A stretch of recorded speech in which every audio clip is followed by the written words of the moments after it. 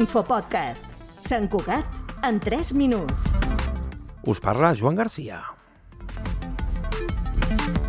Avui és notícia a casa nostra l'èxit esportiu sense precedents del juvenil A del Sanco de futbol. Ha pujat a divisió d'honor màxima categoria estatal després de superar 2-1 l'Olot a la jornada 27 de Lliga Nacional.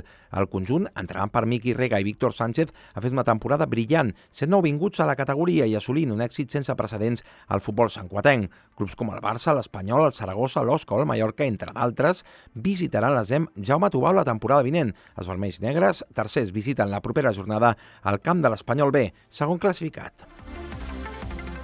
I més èxits de l'esport de casa nostra, de la nostra ciutat de Sant Cugat, perquè el primer equip masculí de l'handbol Sant Cugat revalida títol al grup D de Primera Nacional després de superar el Sant Esteve Sesrovires 37-28. Els vermells negres revaliden el títol i lluitaran per tercer any consecutiu per pujar a divisió de plata, segona categoria estatal. Eufòria, alegria i sobretot molta ambició del tècnic Arit Salvador de l'handbol Sant Cugat.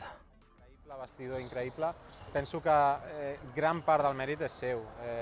Després, els mateixos jugadors han mantingut l'ambició any rere any, no? I ostres, això fa que entrenem dur, que siguem competitius, que vulguem guanyar sempre.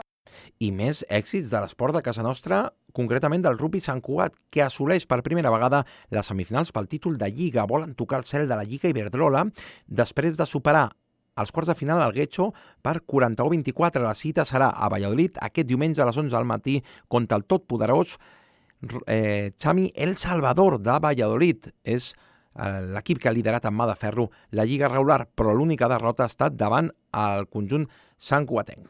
I per acabar, també us hem de parlar del ple municipal que debatrà aquest dilluns la proposta de l'equip de govern de Junts i d'Esquerra Republicana per demanar a la Generalitat un nou conveni de col·laboració que inclogui la delegació formal de competència a l'Ajuntament per poder tirar endavant la construcció de l'escola La Mirada. És un dels punts destacats de l'ordre del dia de la sessió, on també se sotmetrà a votació definitiva el Pla d'Acció Cultural fins al 2030.